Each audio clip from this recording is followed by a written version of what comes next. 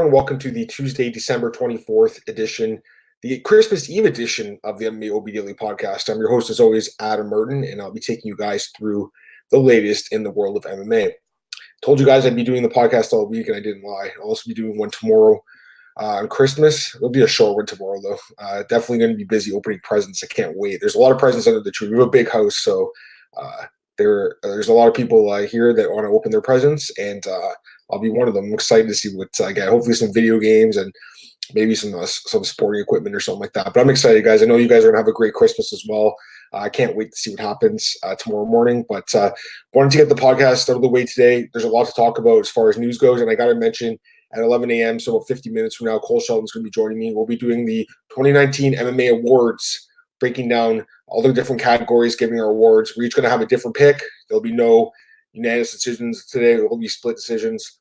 A lot of the podcasts I've been hearing, same picks, kind of gets boring. So me and Cole are going to pick different stuff. I like going off the grid when it comes to this stuff, but some of the categories, it's kind of hard to. But for the ones that I can have some choice, I will. So I'm excited to do that. It's about 50 minutes. But for now, I want to talk about the news. And there is actually quite a bit of news to talk about, even though it's Christmas, basically. Let's start with Petr Yan. So Cole actually interviewed Petr Yan. And Petr Yan says that Henry Cejudo is ducking him. He believes that Henry Cejudo thinks that Petr Yan's a bad matchup for him and doesn't want to fight, and he wants to fight Aldo instead. He believes that if the UFC gives Henry Cejudo meets his demands and gives him Jose Aldo, that it's going to be bad for the sport. He believes that Cejudo likens the sport. He's likening Cejudo to like a circus. So I thought that was kind of interesting. And you know what? Honestly, he's not really wrong. Like, he says it's bad for the UFC, it'd be bad for the belt, bad for the sport if they gave Aldo the title shot. He's not wrong. Listen, I understand why Cejudo wants to fight Aldo. He is a big name. He's a former champion. He's a legend. And I respect Jose Aldo. I thought he beat Marlon Moraes. But I really think you have to respect wins and losses, and I think you have to respect the fact Petr Yan is undefeated in the UFC, and he's coming off an insane win over Uriah Faber. It was a much more impressive fight than Aldo against Moraes. Even if Aldo got that nod by split decision, what Yan did was so much more impressive. Having said that, if Aldo did get the split decision, and again, I thought he won the fight, but it was close. I thought he won, though. If he had got it, I can understand why the UFC would have given it to him. But the fact that Aldo's lost two straight fights to Volkanovski and Moraes now, it's really hard to justify giving him the title shot over Petr Yan. I have talked about this in the last maybe the last week or so since the card happened, that I really believe Yan should get the title shot, and nothing's changed since then. Again, I understand the UFC is all about making money. I know Cejudo doesn't really believe he has a ton of time left in MMA and wants to make as much money as possible. But honestly, I feel like most fans would rather see Petr Yan fight Henry Cejudo. I think most people believe that's a tougher matchup for Cejudo. I believe more people are excited about that matchup. Maybe casual fans would know Aldo's name more, but honestly, Aldo's not like that big of a draw. He never has been.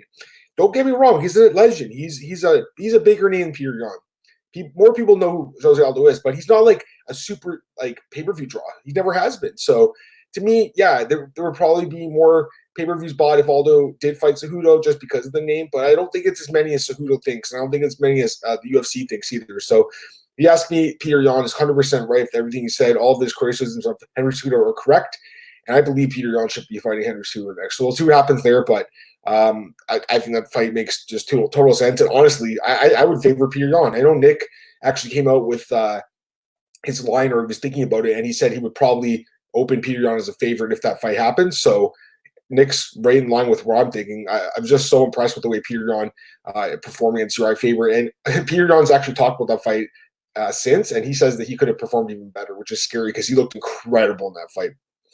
All right, let's go to some other news here. Deiveson Figueiredo, he's going to be fighting Joseph Benavidez. He says he plans on killing Joseph Benavidez when they meet at UFC Norfolk for the UFC flyweight title. I love this matchup. Most people are going to be picking Joseph Benavidez, but guys, don't sleep on Deiveson Figueiredo. This guy is extremely dangerous. He's a very good fighter. If he's cleaned up his takedown defense, he's going to be a nightmare matchup for Joseph Benavidez because on the feet, this guy has more power than Joseph, in my opinion, and I think that his striking is a little bit more dangerous at this point. He's also a little bit younger too, so don't sleep on Deiveson Figueiredo. Joseph Benavidez is a great fighter, one of the most underrated fighters in UFC history, don't get me wrong, but Deiveson Figueiredo is, I think, a bad matchup for him. We'll see what happens there. That's another line I'm curious to see how the oddsmakers line it. I would assume Benavidez will be a sizable favorite in that fight, like at least 2-1, if not a little bit more. But I think Figueiredo is actually kind of a bad matchup for him. Cory Sandhagen, the disappointment continues for this guy. He will be removed from UFC Raleigh. He announced it himself to MMA DNA. So that's really disappointing. Frankie Edgar obviously is not going to be able to fight in that card after getting knocked out by the Korean Zombie. And I've talked about this last few weeks, just a terrible idea by the UFC to take Frankie out of that fight with Cory, put him against Korean Zombie in a fight that he was never going to win, in a fight where he was likely destined to take damage, win or lose. And now Cory Sandhagen is another opponent. Cory says he wants to get back in the cage in March or April. He wants to fight either Marlon Moraes or Dominic Cruz, which I think both those fights make a lot of sense. Cruz hasn't fought since 2016, though, so there's no telling if he'll be back in time for March or April. But I think Marlon Moraes against Cory Sandhagen, that's a great fight. Great call-up by Cory. Marlon's in a weird spot right now where he's already lost to Henry Cejudo just last year. So actually it was this year, back in June in Chicago. So he's in a bad situation right now where he did beat Aldo, but a lot of people thought he lost the fight. And at this point, he's not anywhere close to getting a title shot, even though he technically is ranked number one. So if Marlon wants to get back in the title picture, he needs to beat a guy like Cory Sandhagen. If he goes out there and beats Cory Sandhagen, it'd be hard to deny Marlon Moraes another shot at the title. So, and for Cory Sandhagen, if he goes and beats Marlon Moraes, he should get a title shot himself. So this is a fight that makes a lot of sense, in my opinion. Again, it's too bad that Frankie couldn't fight him, because I think that would have been a good test for both guys at 135. But with Frankie getting hurt and Cory moving on, I think Cory versus Marlon makes a lot of sense. Just sucks that this guy has to wait till March or April to fight now at the earliest. I mean, it could be even later than that. Who knows? Joanna Jedrzejczyk, she was in the news again. She was at UFC 245 as a guest fighter, and she spoke about moving back to 125. She had the one fight there with Valentina Shevchenko just over a year ago in Toronto, lost the fight by decision, and moved back down to strawweight. Now she'll be fighting Weili Zhang in March for the title. But she says in the future she probably will move back up to flyweight, which is no surprise because she will grow out of her frame at some point. She's a bigger strawweight, as we all know. She's had some problems making weight in the past, like the Michelle Larson fight. We all saw the rumors of that. She ended up making weight and looked good in that fight, but she has had some issues making weight in the past. This makes sense, although I think it's going to be one of those situations where she probably will want to wait to see if Shevchenko loses the belt or moves up to bantamweight, because I just think Shevchenko is a terrible matchup for Joanna. I'm sure a lot of you guys agree with me on that one. So, yes, there's a lot of fighters she could beat at 125. Like if she fought Jessica Ai, who I think is like one of the top contenders, or Katlyn Chookagian, like she would smoke that in my opinion. I think she's just a way better fighter. But Shevchenko is just such a dangerous opponent. So, yeah, I think it just couldn't matter what Valentina does. And if she does move up or loses the belt, then Joanna could slip in and it makes sense there. But for now, I think 115 is a good spot. She fights Weili Zhang in March. Tough fight for her. Tough fight for Zhang, too. Just a really close, dangerous fight for both fighters. Really interested in seeing that one. And once that fight happens, I think we'll have a much better understanding what Joanna's future is in the UFC. Frank Trigg, former, I believe, MMAOddsbreaker.com writer and video interviewer. I don't think Frank's doing anything else for the site at the moment because he's really focusing on his refereeing and judging. And he's doing a great job. You know, Frank has been with MMAOB for years, but I believe that he's in this situation where, like, if he wants to write or do a video interview, he can. But he's just so busy with the refereeing and fighting. So he's still a friend of the website. I don't know if he's on staff right now, in case anyone was wondering. But of course, he is one of the longest serving members of the staff. I mean, Frank's been with MMAOB since I have been, I think, like maybe came a little bit after me, but he's been with us since at least 2012, 2013. So he's been with the site for a long time and did some great interviews. But yes, he's really focused on the refereeing now and MMA judging. Frank obviously had a long career in this sport, fought for the UFC for years, and he is kind of in the Hall of Fame. He had the fight with Matt Hughes that's been put in the Hall of Fame. If you ask him, I think he'll say he's a Hall of Famer.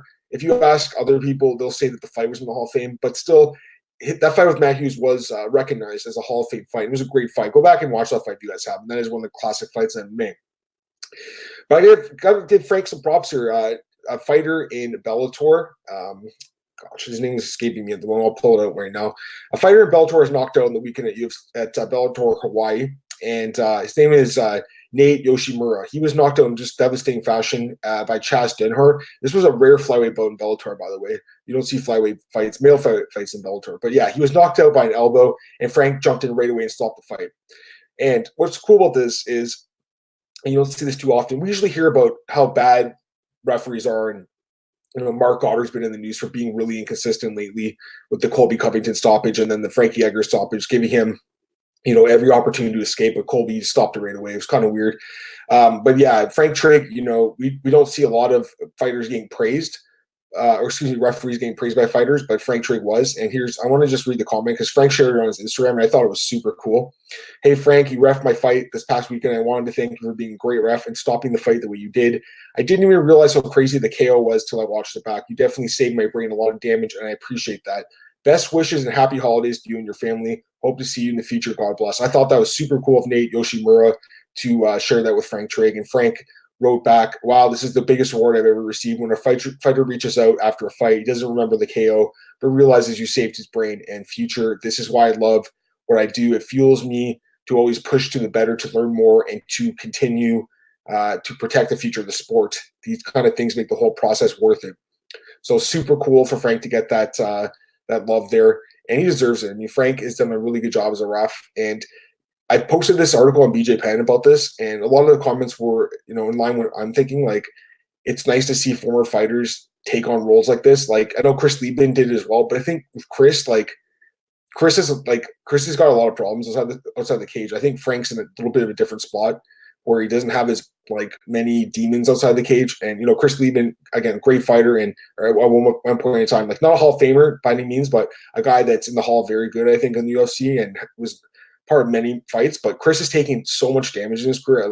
I'm not convinced he's the kind of guy that should be reffing fights. But a guy like Frank Trigg, he did take damage for sure. He's been knocked out a bunch of times himself, but he's still really got his wits about him. And I think that with a guy like Frank, he's a great referee right now. Probably one of the better referees, I think, honestly, at this point. And I know the bar is not too high, but I think Frank's done a really good job. So I want to give Frank some praise here because he deserves it, man. He's done a really good job, and it was super cool to see this. You don't see fighters reach out on social media very often saying, great stoppage, thanks for stopping the fight. I got knocked out. Usually you stopped it too early and you robbed me of the opportunity to win. But in this case, the guy was like, yeah, I got knocked out and you stopped me from getting any more punches to the head. So that was cool. All right. I got a bunch of fight notes to talk to you guys about. So let's start with this one. Neil Magny against Li Jingliang. This is going to take place at UFC 248 March, Vegas. Good fight. Neil Magny, he's been around the UFC for a few years now, since 2013. Actually has a really good record, 14-6. So he's got a solid record. He has not fought in over a year, though, since getting knocked out by Santiago Ponzinibbio, which obviously is not a good thing. And speaking of Santiago, he's been bounced in the rankings due to inactivity. And Li Jingliang, the guy that Neil Magny is facing, ironically, is actually taking his spot in the top 15, which he deserves because Li's looked great. He's won 7 in his last 8 fights. He's on a 3-fight win streak. Knocked out Laizu Zaleski dos Santos, David Zawada in his last 2 fights. The guy is a killer. And, Neil Magny's a really good fighter, and he's more experienced at a higher level. But I think Li Jingliang probably wins this fight, guys. This guy's really looked good lately, and I do like him in this matchup. So if you had to ask me who I favor Li. Also on that card, it's a rebooking between Beneil Dariush and Drakkar Klose. This fight was supposed to happen a little while ago. It happened. It was supposed to happen at UFC 239. It was canceled. Actually, no, sorry. UFC fighting in Sacramento back in July. It was canceled, but since then, Dariush actually looks really good lately. He's on a 3-fight win streak. Back-to-back wins this year over Drew Dober and Frank Camacho by submission. Also beat Thiago Moises.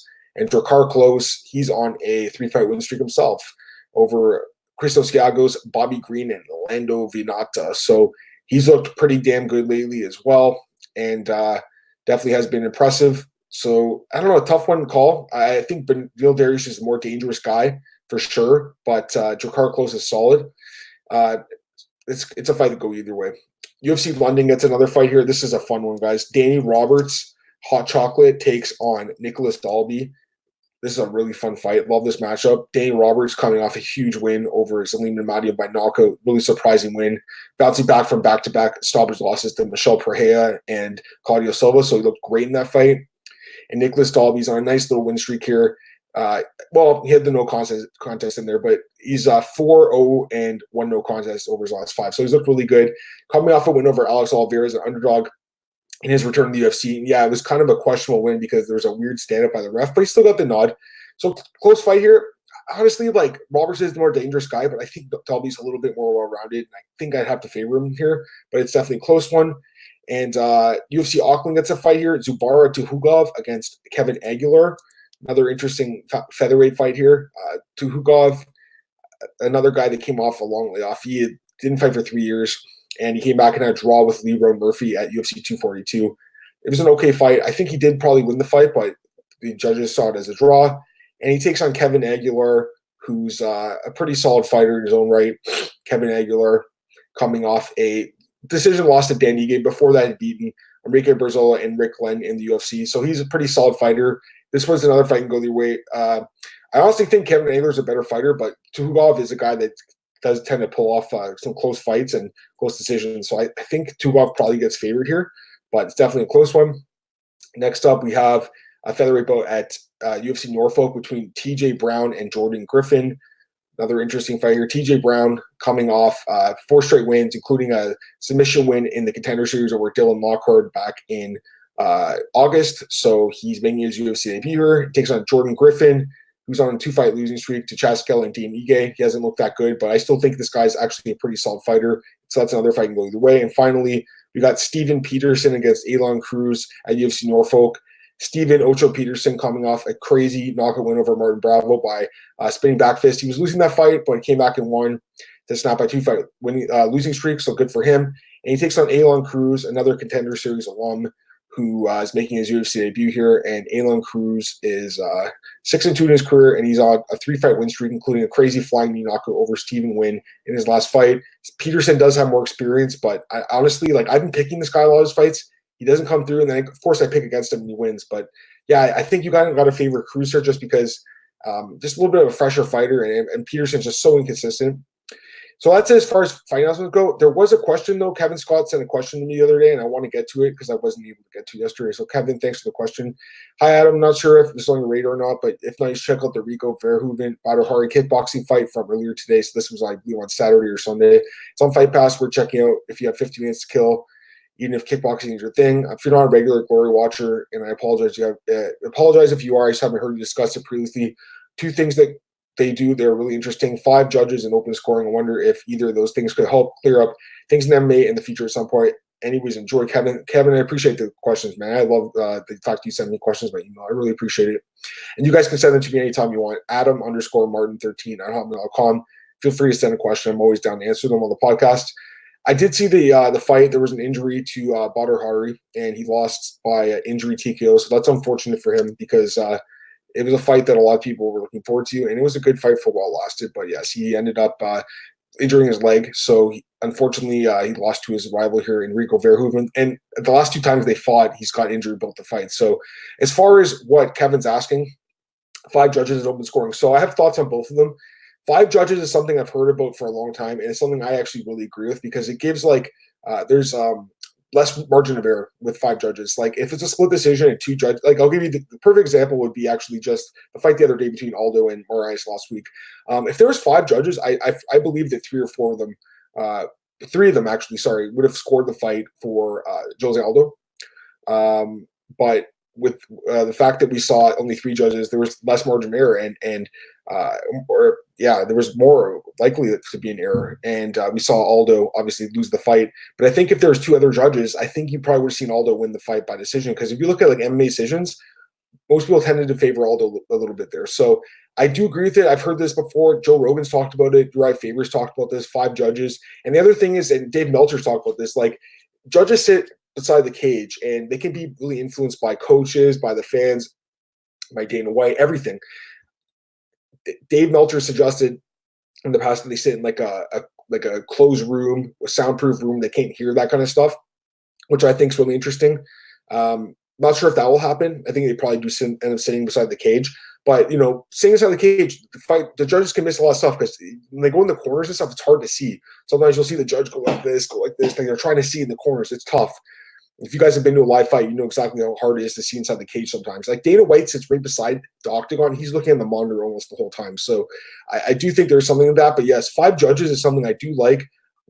Athletic commissions are kind of cheap. I don't think they're going to hire 2 extra guys. But in my opinion, it's something worth going for. As far as open scoring goes, this is something that I'm on 100% on. I like just having the mystery of not knowing who the judges are going to have. I like that the anticipation of when Bruce Buffer reads the scorecard. So something that I personally don't love, but at the same time, maybe it would make a close fight more interesting in the later rounds because guys would know if they're down or not. But in my opinion, I think it's more on coaches and a guy's corner to be more honest with them, say, hey, you're losing this fight. You got to pick it up. You're going to lose the decision here. or like this round was close, but we have to give it to the other guy. Instead of saying like a lot of fights, oh yeah, you're winning this fight, you're up every round, even though we're all watching it together and we know the guy's losing. So great question, Kevin. But yeah, for me personally, 5 rounds or 5 judges is something I would like. Open scoring, I'm not sure about. But I'm definitely curious to hear what you guys have to say about that, because it's definitely an interesting question.